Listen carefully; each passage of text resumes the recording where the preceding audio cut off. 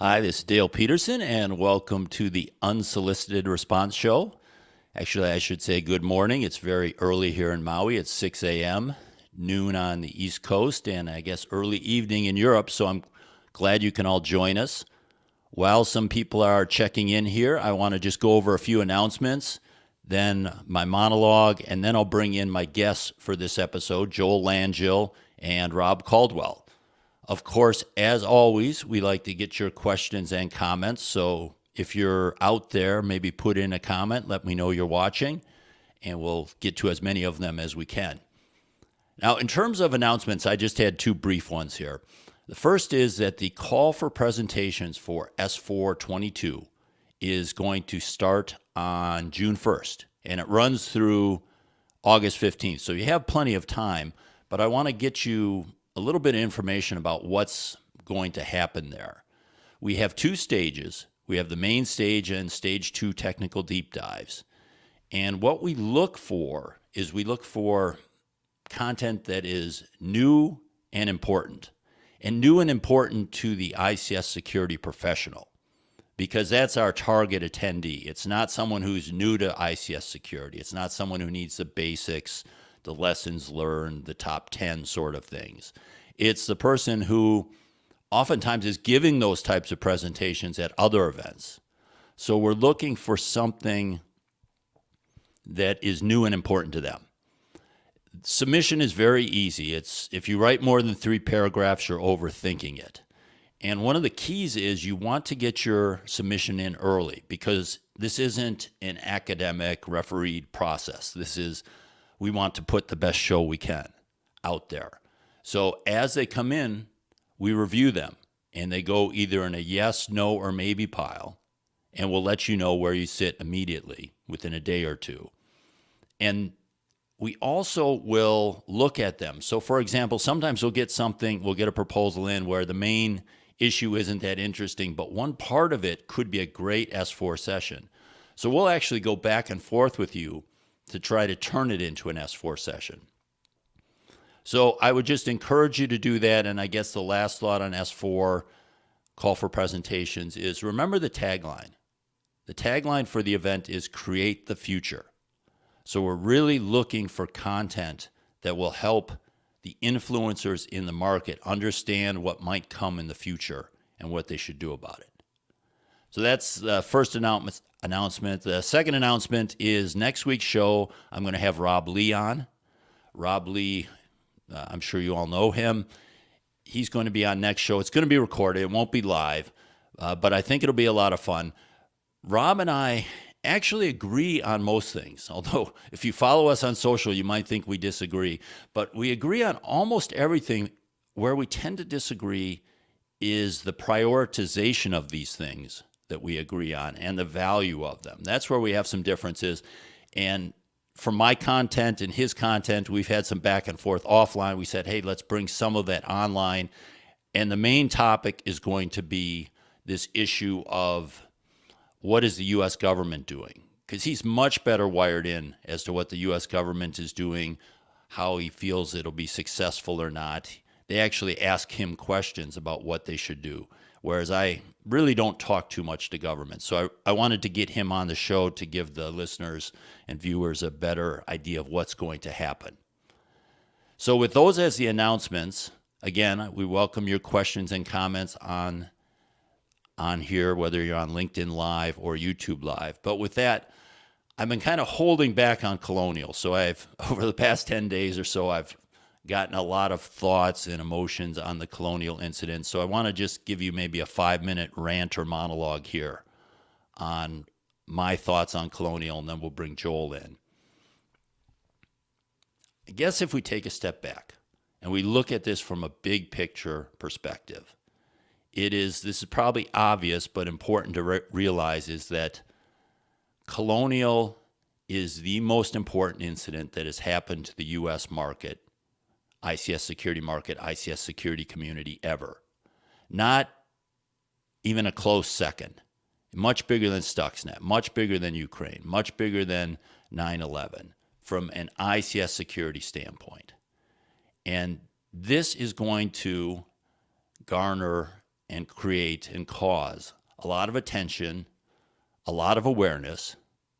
We're going to get a lot more resources to solve this problem. And there's going to be a much larger set of expectations. And I think this is obvious to everyone, but this is a big moment. It's not the cyber 9/11. It's not the cyber Pearl Harbor. It's not that big, but it dwarfs anything that happened before. Not that it was necessarily bigger than Triton or bigger than what had happened in the Ukraine, but quite frankly, everyone's a little provincial. It happened in the U.S. It happened to us. So now it's real, and it affected people, and it got everyone's attention. So with this awareness, resources, and expectations, we have an opportunity, and we really need to make the most of it, I think. One of the things that we saw, and I probably started at least 10 or 20 comments, replies, tweets on this, but I pulled them all back because one of the things we saw was anyone who was selling an ICS security product or service immediately came out and said, this is what it means, and some very subtly, some very blatantly, this is why you should buy what we're selling. Now, to a certain extent, these things were unrelated really to what happened in Colonial. So in that sense, I guess it gave me a little bit of heartburn that it was being used this way. But again, I think if you take a step back, what you have to realize is the people in these companies that are offering these products and services, for the most part, with few exceptions, really believe in them, especially if they're a small company. They've put their blood and sweat into something that they think is important and is going to make a difference. They wouldn't be spending all that time in their life to do this, to be in that business, to promote that product, if they truly didn't believe it would make a difference. So if you have something that you truly believe is going to make a difference in the security of the critical infrastructure and for manufacturing companies and everyone else, why wouldn't you promote it the best way you could? So I don't think that it was anything nefarious. I don't think it was anything bad. It might have been not directly related, but it was expected and not actually a bad thing, because one of the things that's going to happen is we're going to get all these possible things we could do, and they're going to be fighting it out for mind share, as I talked about in my last article. And that's not a bad thing. Now, we did also get influencers, consultants, people like me, a lot of people, chirping up saying, I told you so, or this is what we need to do. Again, that's not so bad. Maybe the only thing I had a little bit of a problem with was some security generalists going on air and saying this is what we should do as a community when they really didn't know much about ICS security. But again, that's to be expected. Nature abhors a vacuum. Media abhors a vacuum. Social media abhors a vacuum. So this was a big story. A lot of people wanted commentary on it, and they got it. So that's from the macro standpoint. When we look specifically at the Colonial Pipeline incident, I actually don't think it's that hard to understand what the real issue was and what needs to be done for that incident, not for the ICS security problem in a larger sense. But when we look at the Colonial Pipeline incident, first of all, we didn't know what happened in the early days. So I avoided the speculation on that. I didn't try to say this is what happened, this is what we need to do. But based on reporting, again, this is based on reporting, not necessarily what Colonial has said, that ransomware got on the enterprise network, got on the billing system, and because they couldn't operate their billing system, they chose to shut down operations. They chose to shut down the pipeline. There was no evidence, again, based on reporting, that the compromise had reached OT. This was a decision. So if you believe that that is a true situation, then the real problem here is straightforward. The problem is a loss of a system on the enterprise, a compromise on the enterprise, caused operations to cease, caused them not to be able to achieve their mission. And so when you look at that, you say, well, the solution to that isn't necessarily deploying more cybersecurity. That might help. That would reduce the likelihood of that happening. And it might reduce the detection of it. It might reduce the time to detect.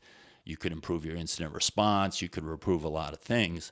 But the real problem here is you have a system on the enterprise that if it's unavailable, they say they have to take the whole thing down.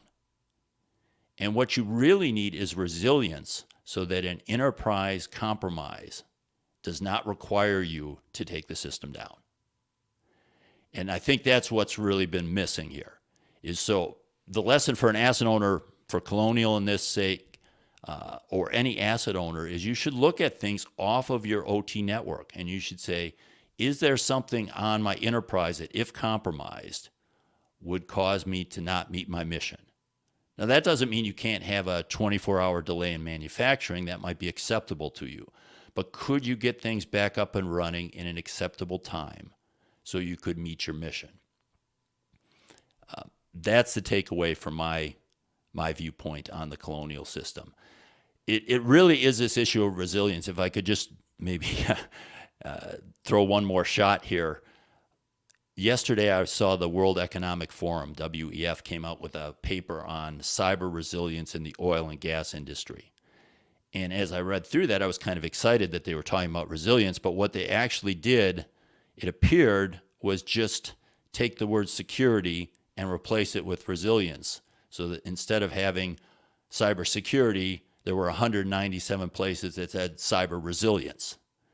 Security can help you with resilience, but it's not the only thing that can help you with resilience. So maybe this is my article for next week. I think we need to concentrate a little bit more on resilience and realize putting in more security controls isn't the answer. So that's off my chest. Now I'm going to bring on my guest. Liz, could you bring on Joel Langell? We'll have him join the show. Hey, Joel, a.k.a. the SCADA hacker. Welcome to the show. Thanks, Dale. How you doing? That was an excellent introduction. That really set a good stage for our upcoming discussion here. Well, thanks. And where do we find you here? Where are you these days? Well, yeah, sorry about my backdrop. I was expecting to do this outside. I'm up in the beautiful northwest corner of Wisconsin, just about an hour south of the tip of Lake Superior. It's wonderful up here. I needed to get away, do some fishing and relaxing, but I'm very jealous. Would never turn down an opportunity to talk, especially on something as important as what we just saw transpire last week. You know, just one more fishing comment. I'm actually really excited. My family's from Minnesota, so we're going to go visit there this summer, and I get to take my daughter fishing for the first time. So I'm really looking forward to that. So when I heard you might be up there, I was like, yes, that's only a couple of months away. And I hope you have a nice break up there. But I appreciate you coming on. I guess maybe the starting point. I did a rant.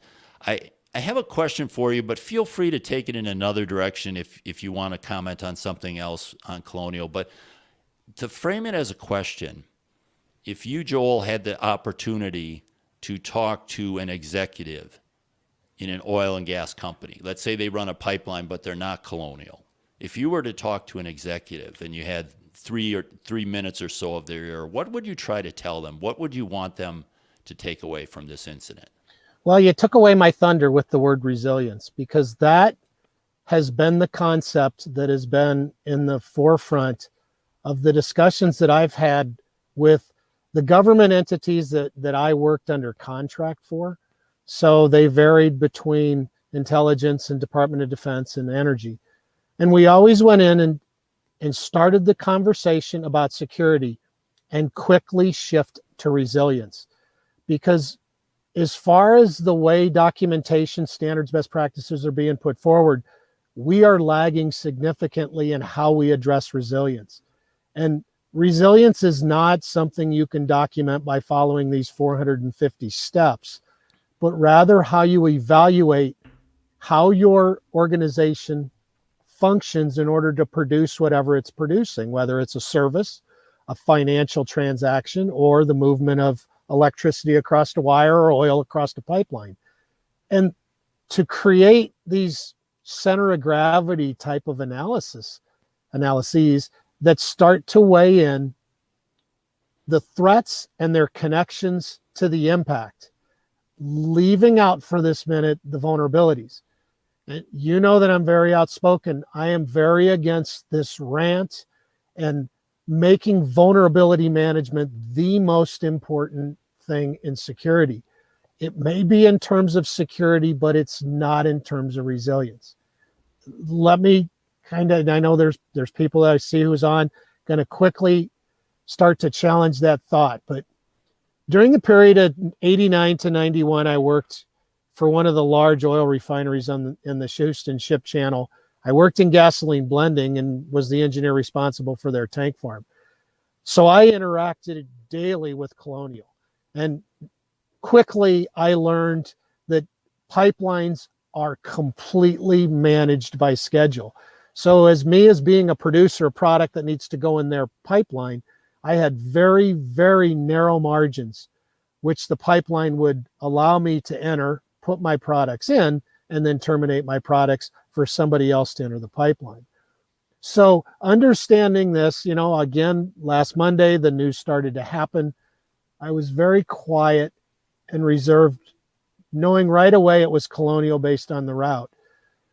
Because when I did my blending, a lot of our product actually went to the Georgia, Florida markets. So I was very familiar with this. But after a couple days, I needed to kind of make things known. And it may seem like I'm ranting, and I'll end this in 90 seconds, is that resilience lacked in Colonial, but in 2003, the exact same impact happened in the Southwest. Kinder Morgan had a pipeline that transported oil from the Los Angeles basin through Arizona and New Mexico and then met up with pipelines in Texas. They had a mechanical failure, shut the pipeline down. And the political appointed officials at the time went immediately on the air and said, don't hoard. So it happened. People ran out, hoarded, ran out of gas in 2 days. It was about 5 days without gas. And it was sad that the response should have been employers consider keeping people at home, stay off the road, narrow the window of services for like grocery and things like that so that people would limit it. But again, last week, the event happens again. It shows that we don't have resilience in our pipelines, as we don't have resilience in a lot of infrastructure, and you know that. And B, the action plan, I never heard any official say, stay home. We're in COVID. It's pretty easy. A lot of people were at home, but we wouldn't have had a gas crisis so fast if people deferred the use of gas. And I know there's a subset of people that must use it, but the large majority of people do not need it on a daily basis. So I'll turn it back and we'll kind of take it. That's great. And I was just, please continue with the questions and comments, especially if you have a pointed question, put it in there. Liz will be putting up some of the comments, and Joel and I will be looking for good questions there related to what we're talking about. Joel, it's funny. One of the things I've really enjoyed in this industry, and I'm the farthest, I shouldn't say the farthest, I'm not that terrible, but I'm not an engineer. Especially I'm not a chemical engineer. I'm not a hydro engineer. I'm no type of engineer. But one of the things I've enjoyed as I've gone out to these systems is you always see things that you just never really thought of, that they're not so obvious. In the pipeline industry, I don't know why. I always thought they were putting the same product through the pipeline. That it was all like the Alaskan pipeline, where it was just one product going through the pipeline. I didn't realize that, oh no, it's all different products. They have to worry about the transition time as they go from one product to another. Some were more sensitive than others, and a lot of issues like that. And so there's a lot of those things. And then the systems that you talked about, let's talk a little bit about those. So they talked in Colonial about the billing system. I think you mentioned a nomination or scheduling system. Mm-hmm. That basically is the person saying, hey, we want this product in this place in this time. Are there any other systems that are maybe external to the OT or the actual SCADA system running the pipeline that are important in pipeline? Well, you kind of hit it right when you started this, because when I talked to Greg Hale and we decided to run this article last week, I was speculating on one of two things, because I look at a pipeline and I consider a pipeline to be very similar to a bank. Banks don't really own the assets that they move. They belong to other people, just like Colonial doesn't own the assets in the pipes or in the tanks. Somebody else owns them. So for them, it could either be one of two things. And I guess scheduling, and you stated billing. Both of them are equally related, right? Because if they can't bill and charge and receive funding, there's no way they would ever try to run that pipeline. It's the volume of money is too great, and it's easy to calculate that. And the same thing with scheduling. So I would put those two in the pipeline sector as being some of the most critical. The other one, as we get into more diversified networks of the pipelines, gets into play with, as an engineer, one of the most challenging projects I ever worked on. I did it at Shell to some extent, but when I left Shell and went to work for Honeywell and spent some time with some of the big oil companies in the Far East and Middle East, the challenge for those architectures, which is the same as we have in the US, happens to do with the oil movements infrastructure. So imagine you've got to move a bunch of products from point A to point B, and along that route, you have numerous valves, lift stations, control systems, inventory constraints that all need to be put into a very complex model so that you can determine, in order to get a product hundreds or thousands of miles, the most optimum route based on the constraints that your system has. And again, they can be mechanical constraints, they can be supply constraints, they can be, labor disputes at facilities that would cause terminals to shut down and so on. So depending on the type of pipeline, so Colonial was one type of pipeline, but if you look at some of the major oil companies, they also own pipeline networks as well, where they have a little bit more diversification in their networks. So it's not like one pipe that goes between Texas and New Jersey with some spurs that fall off. So the oil movements and storage system was the other one that I really think is high on the list. And again, that can be done at the planning and scheduling side of the business, or it could be done in the OT and the control system side, because they're all using the same. They're using plant maintenance data, they're using financial and inventory data coming in from the schedulers, and then they're putting it into these big models. That's a good one. I didn't think of that one. The other one I thought of was the leak detection system, but that's really not applicable here because that's going to be on the OT network. That's not going to be on the enterprise. At least everything I've seen, it probably should be if it's not, right? Well, yeah. So if we threw leak detection in there and we start to go further down into the architecture, the other one that becomes equally important with the billing and scheduling would be the custody transfer management. So there's all of the infrastructure around custody transfer, meter proving that's done online on a regular process, so that when they say X barrels goes through the pipeline, it actually is X barrels that go through the pipeline. Because again, small errors in your measurement of those systems can equate to millions and tens of millions of dollars very quickly. So that's maybe my last question before we bring Rob on. And I really have no idea on this. What I was wondering is on the billing side. So they're down for 1 day, 2 days, 3 days, 4 days, 5 days. Is there some point where they say, we're going to accept the fact that we're not going to be able to bill as accurately as we would like? We're going to base our billing more on the nomination and scheduling, and just both the customer and Colonial Pipeline says, we just can't bill you accurately, but we need to get this oil moving. So we're going to maybe find a workaround for our billing system because it's still down. Or do you think they just don't come up until that billing is fixed? I don't believe they would ever come back up until billing was fixed, because the number of players that are expecting, again, the transfer of funds as it goes into because it's not necessarily company A's product that goes in is used by company A at the other end. So gasoline for those, and all of the motor fuel products, the gasolines, diesels, jet fuels, all of those are commodity products. So depending on how the producers were built and how they were placed, they may not supply their outlets. So once it goes into the pipeline, it becomes a commodity in many cases. And then when it comes out at the other end, it's then bought by other people. So for instance, there are companies like Sunoco that has gas stations but no longer has refineries. So they're expecting to buy all of their product.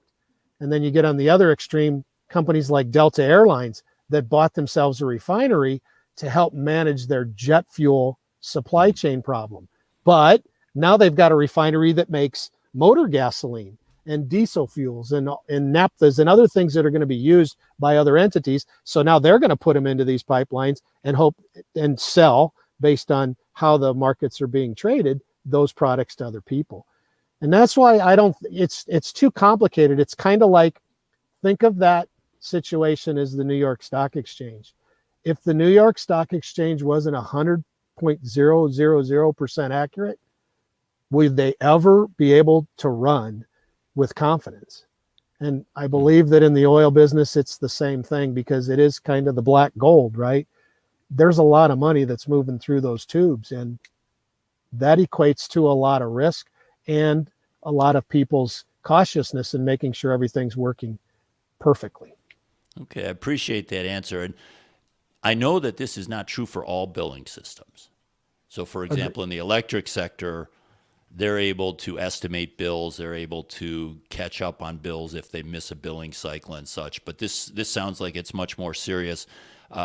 Before I bring Rob on, I did want to ask you a question. You've gotten back into training.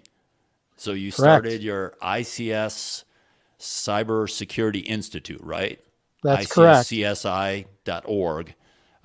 We'll put that in the show notes.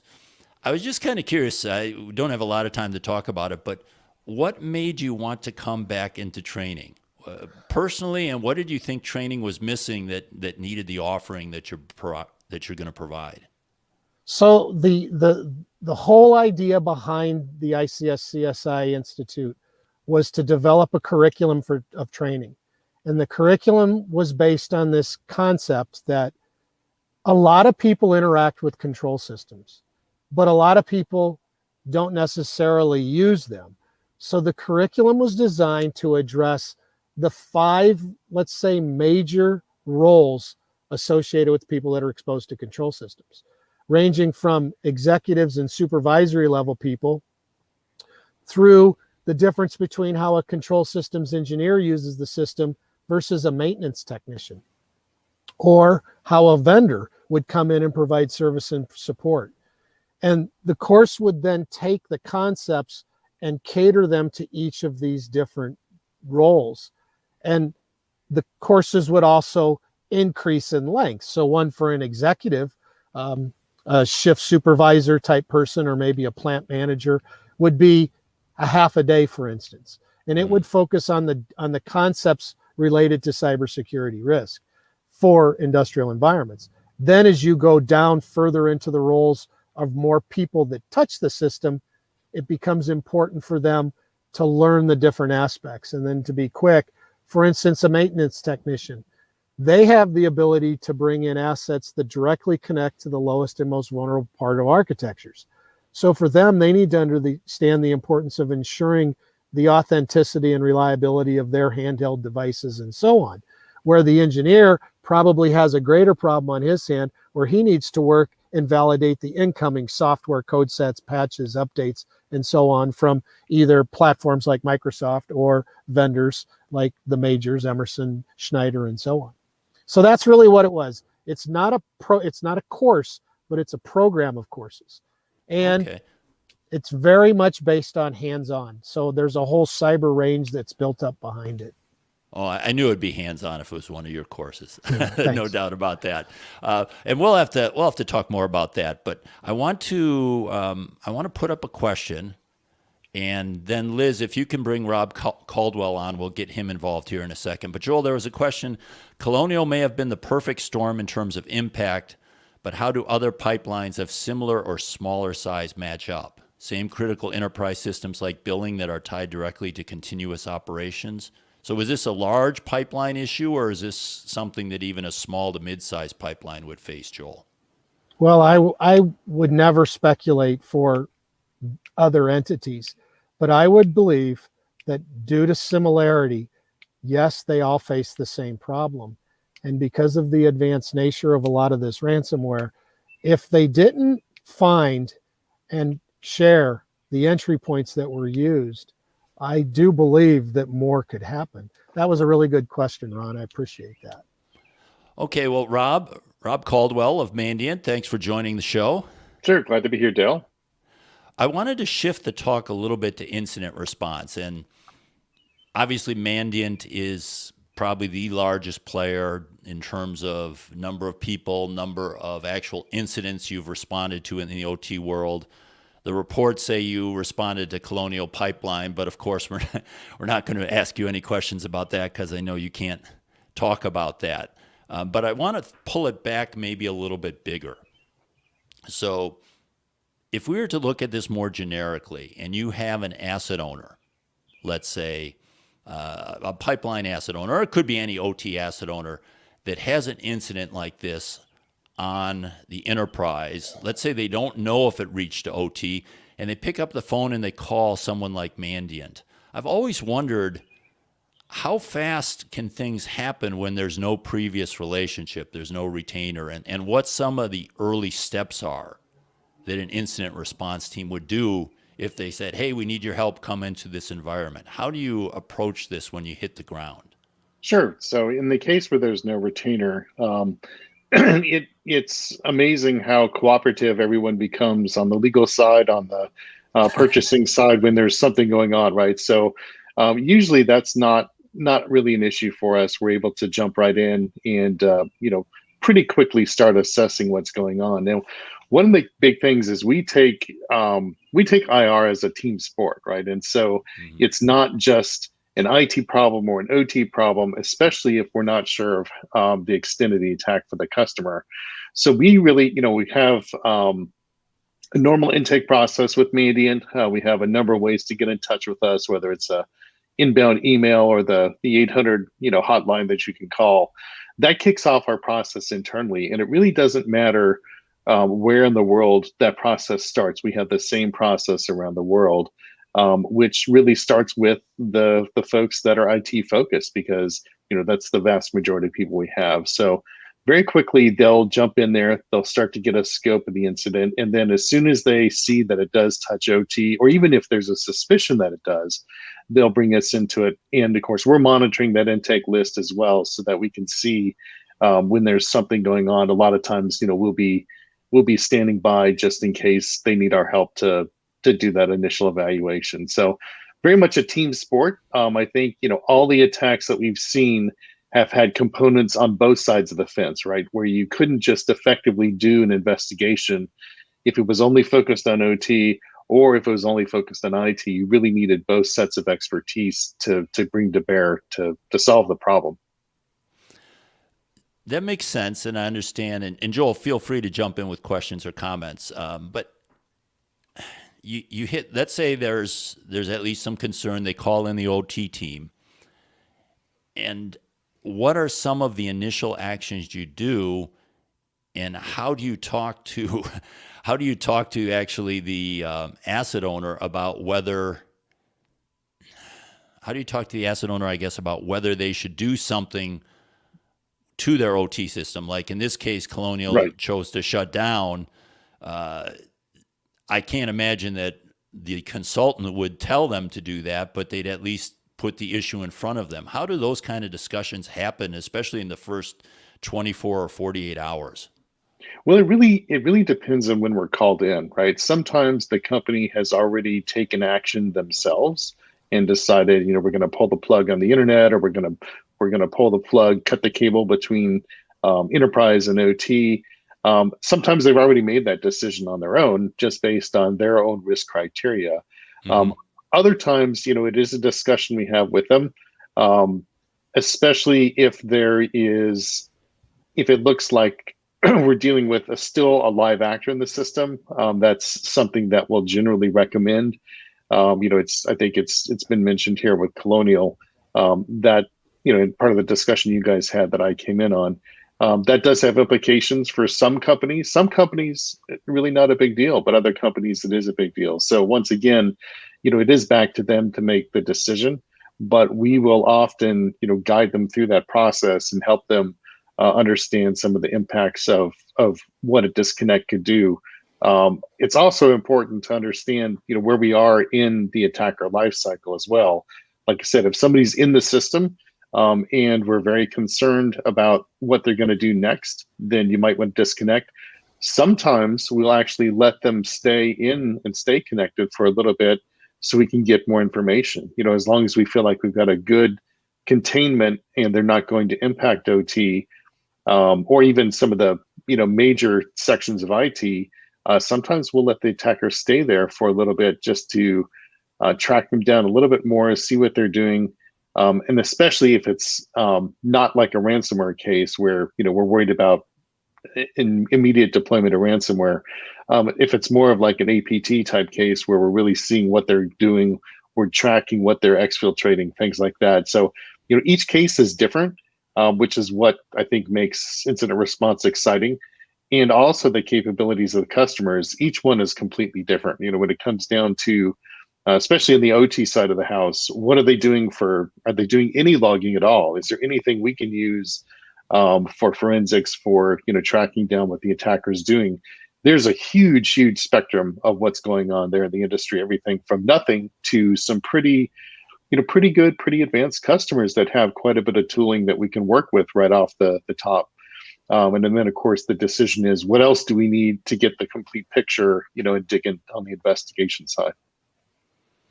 Yeah, Joel actually had a presentation, I think it was maybe S419, where he gave an example, a case study where, Joel, I think you had someone who had gotten on the network and you convinced the client not to boot them off right away, and did some of that analysis. We'll link to that in the show notes. Rob, how would you, and I don't want to say it has to be retainer, so you can hire a company like Mandiant or one of the others that offer this service to be on incident response retainer, or you could have a similar capability internally, right? You could have an incident response team that has done the preparation, has talked to the team, understands what's out there, understands what logs are available. How would you characterize the difference? You can use a scale of 1 to 10 or whatever scale you want on the effectiveness of response compared to when you're going in just from that 800 call versus you're going in from some previous relationship where you've done the work that would typically be done to prepare or be on retainer. How different is the response effectiveness?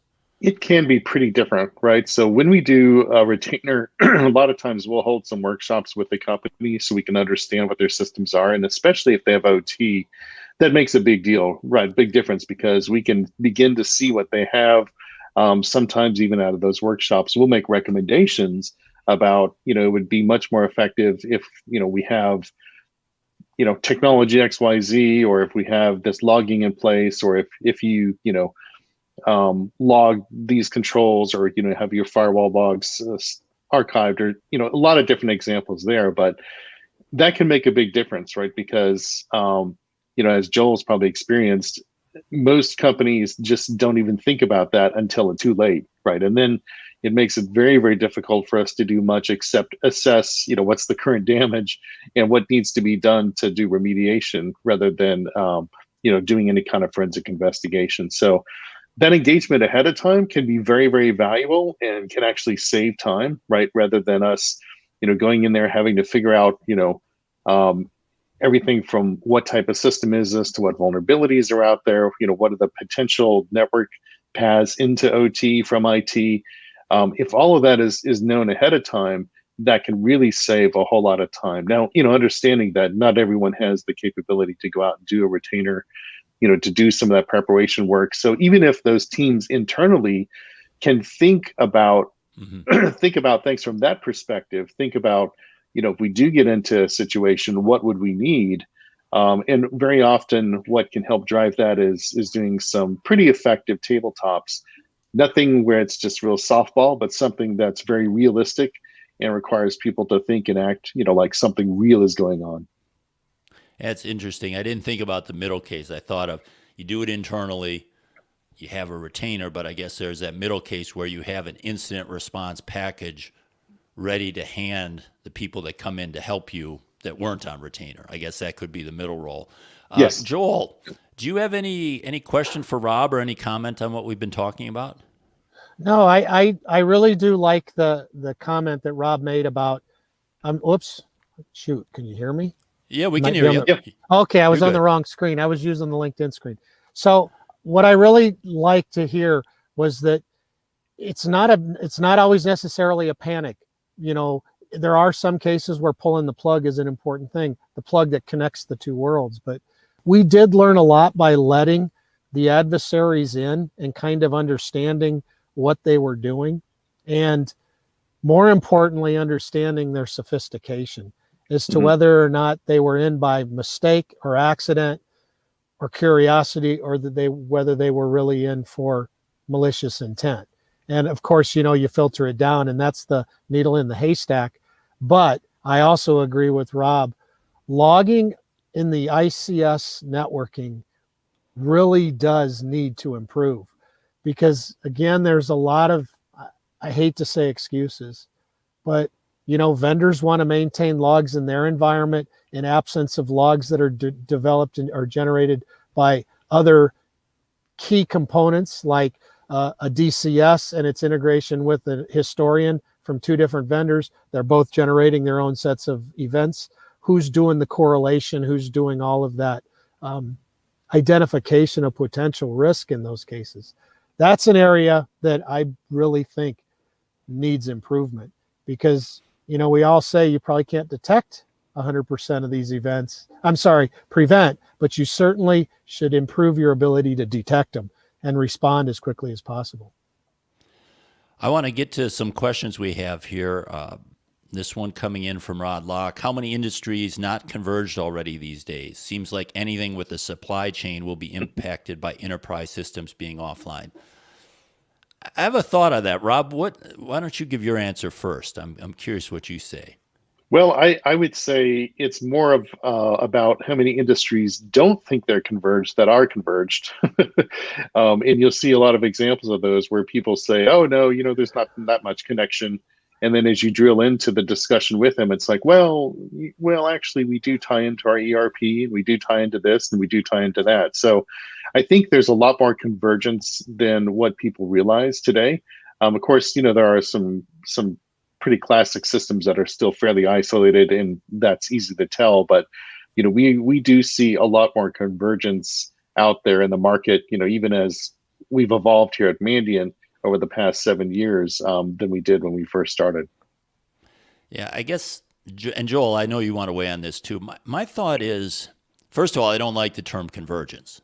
I really think we're talking about integrations more than anything else. It's not all becoming one big system. It's systems that are talking to each other and spreading information. And I would agree that most systems are integrated with something on the enterprise. But where I think maybe this is an outlier, the Colonial Pipeline, is I think a lot of the systems still today can run without that integration. That if they lost a system on the enterprise, it is not as catastrophic to the organization. It might make things less efficient, but they would go old school. They would get people on the phones. They would pass spreadsheets back and forth. They would find a way to keep what is happening in OT still running. We're seeing less of that, though. We are seeing cases, I think we saw with Maersk it was, where a shipping system went down, or was one of those people that a shipping system went down. So they could still produce the product, but they couldn't get it off the floor, and eventually they had to stop producing product.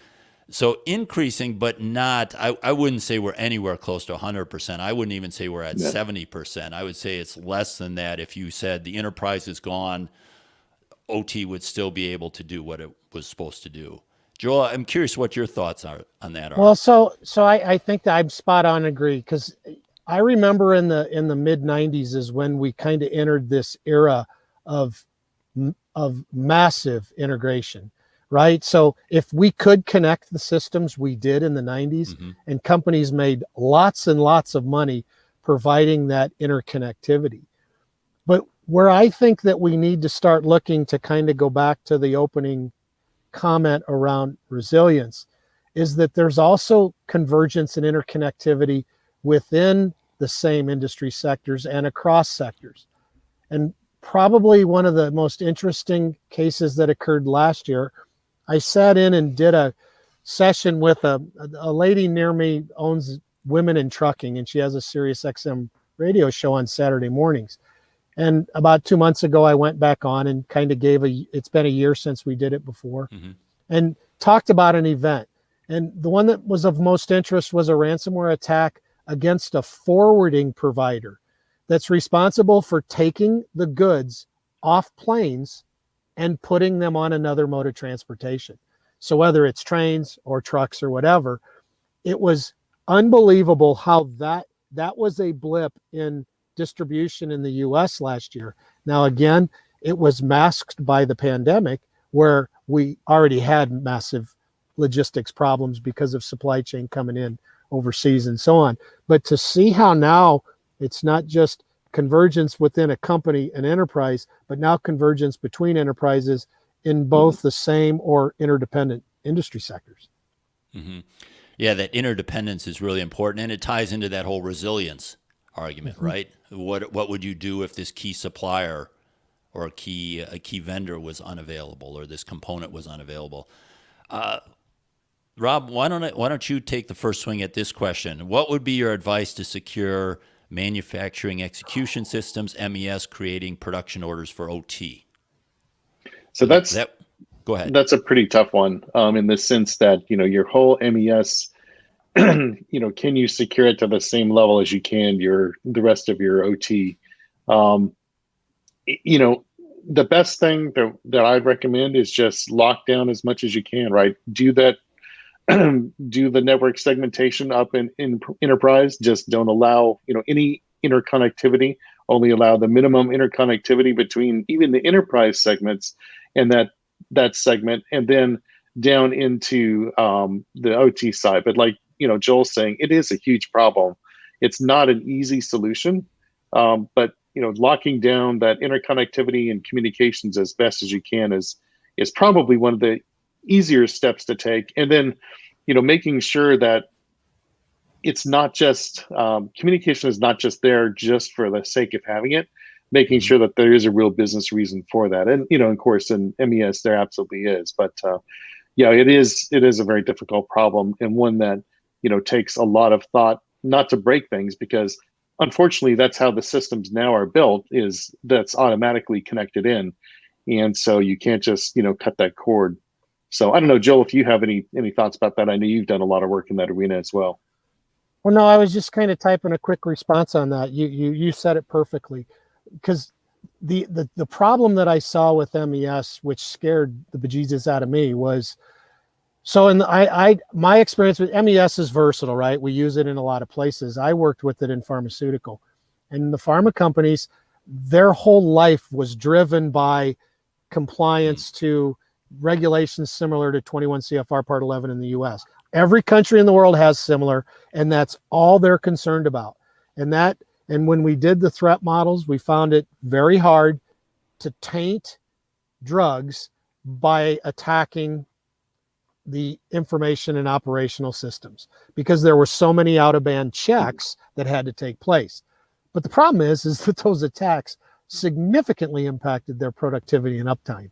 Right. Because again, cyber wasn't in, there is no cyber in, there wasn't then. There was no cyber clauses in 21 CFR Part 11. And to make it scary, we can apply the same thing to transportation, where there's one paragraph on security in the positive train control regulation that's being deployed in the Northeast. Because when they wrote the standards, they were concerned about safety. So safety of people on the trains or safety of the people taking the drugs. And that's where there's a lot of opportunity for bad things to happen. And hopefully there's not a lot of opportunities to cause harm to people, but it can cause harm to supply chain. And there's a lot of a lot of these integration stories are really just starting to come out, in the sense that there's so many of these dependencies that have been built up that people don't even think about. Like, we've done some work at some airports recently, and if you think about, baggage management, right? There's OT that works baggage management, sorts the baggage, puts it in throughout.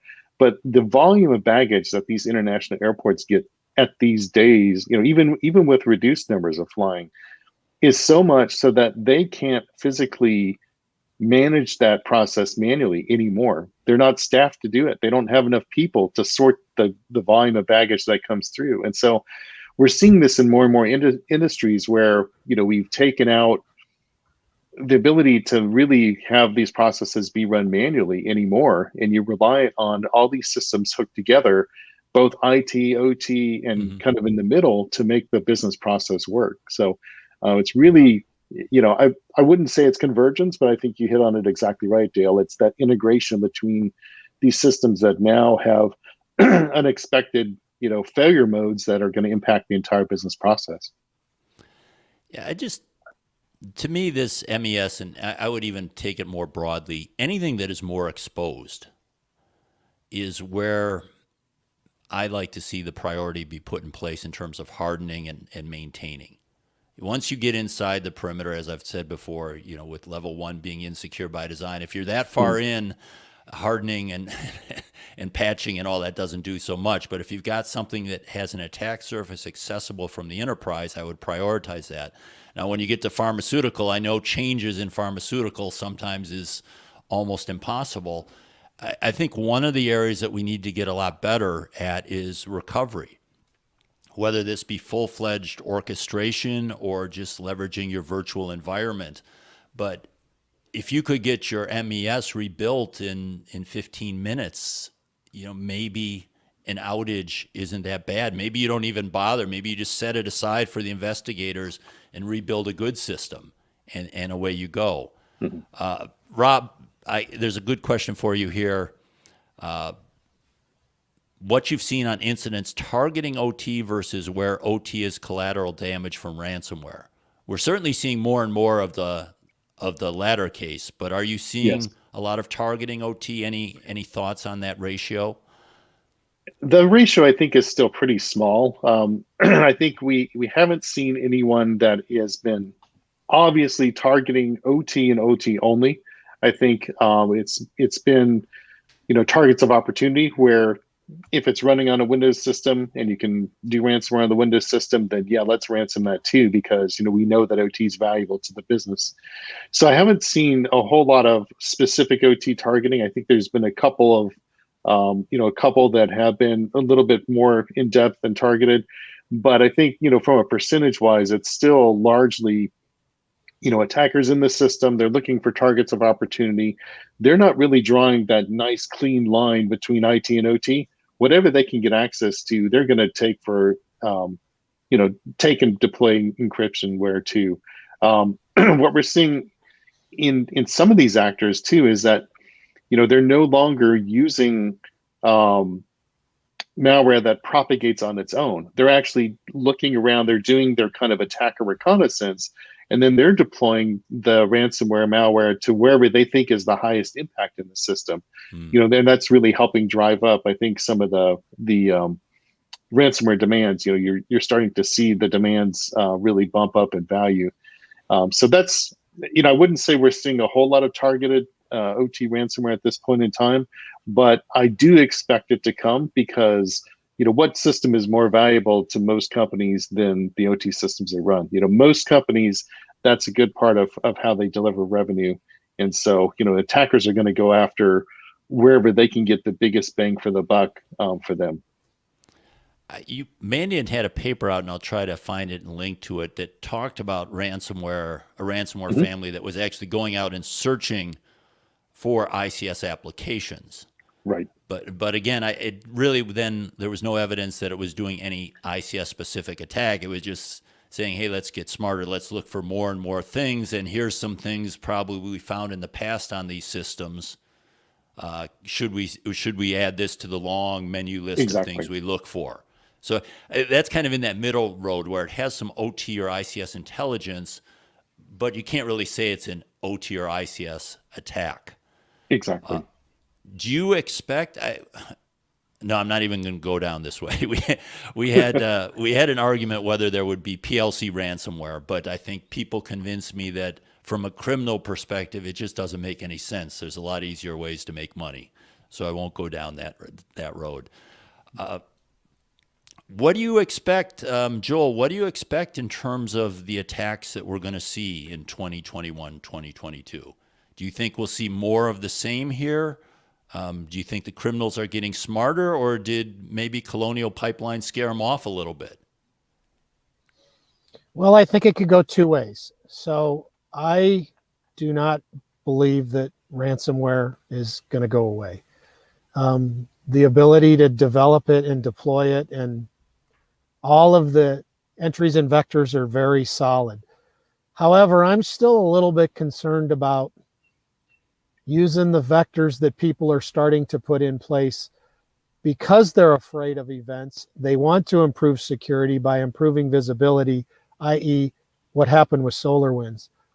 I think that 2022 are going to see more of those type of attacks, because the more people start to put connectors in places that didn't have them for the name of security, it could start to introduce a whole new entry point for potential adversaries to come in and cause harm. We got an easy question here. Was Colonial an OT attack in the first place? I think the clear answer to that is no. Does anyone want to make the case that it was an OT attack? Not hearing anyone. I don't know. When you say the argument's on the O, it caused operations to stop. So it was an operational attack. Not against the technology, but against the operations that the business performs. So it's a tough one. Yeah. And to the degree, you never know. We saw that public statement from DarkSide saying they weren't trying to make this happen. They won't do it again. They'll be more, I guess, more kind in their targeting, Right. which was I shouldn't laugh, but it was just a little funny, I guess. Yeah, we're just trying to make a buck here. That's all. Yeah, are they saying it's an accident? They basically did. Yeah. Yeah, they're saying we didn't mean to cause this gasoline shortage. We were just trying to make money. Which, is there's a certain truth to that. If it's purely a criminal element, the last thing you want to do is become enemy number one. You'd rather just fly a little below the radar. Unlikely that they actually are going to go away, though. But do you think, maybe Rob, this is a question from you. Are we seeing any relationship between a company having an ICS and having, let's say, some physical operation, whether it be a utility or a manufacturer or something like that, as increasing their targeting, them being targeted, or is it just purely who has the most money? I think we are seeing some increases in people understanding, attackers now understanding, that, like we said, that is the cash register for a lot of these businesses. And so, while we're not seeing anything that is purely OT targeted, like you mentioned, the paper we put out, we're seeing the attackers starting to realize that, oh yeah, these are probably good systems to target as well. And so, thinking towards that direction. So, it's hard to put a real, like a number on it, but it does seem like, just intuitively, we are seeing more companies with OT being attacked, and it is spreading a little bit more into those environments. And then again, in one sense, it doesn't really matter if it's a pure OT attack or not, if it shuts down operations, if it shuts down production. So, they've achieved the same means, right?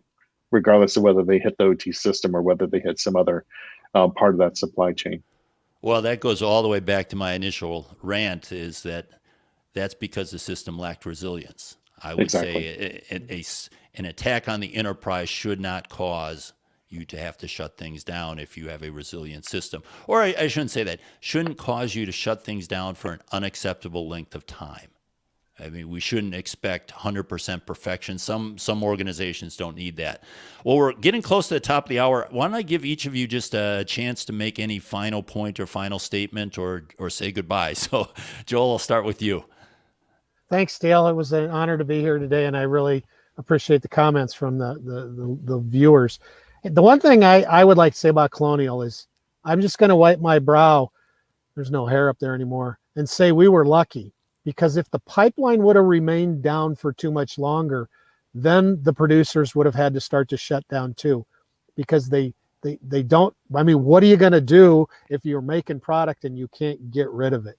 So I think we skated by. Again, don't know the exact time on that, but some of those facilities may have been days away from having to start to curtail production. So we lucked out. Rob, any last comment or thought? Oh, just, thanks for having us on. And I think Chris's comment that you just highlighted is important there, to think about, for companies to start thinking about, beyond just your traditional, IT and OT together, think about the whole production line, think about the entire chain of events and what would happen there. And I think, back to threat modeling, back to tabletop exercises, those are the ways that people can start getting ahead of this. Whether you bring in somebody from the outside to help with that, whether you do it yourself internally, do something so that, because that eventually something is going to happen. I mean, there's no company that really should be ignoring this, that makes any type of revenue, even because even if you don't think that you're going to be the target of a nation state or big APT actor, somebody may just get in opportunistically. So I think that's really important for everyone who's on the operator side of the house that's today. Just start thinking about your capabilities, start thinking about what you can do. You don't have to have an incident response retainer, but the more you can prepare for something like this, the better off you are when things go bad. Okay, great. I think that's a great place to end it. Thank you, Joel. Thank you, Rob. Thank you, everyone who was participating live. And we'll also put this recording out on the podcast tomorrow. That's it for now. Bye, everyone. Bye now.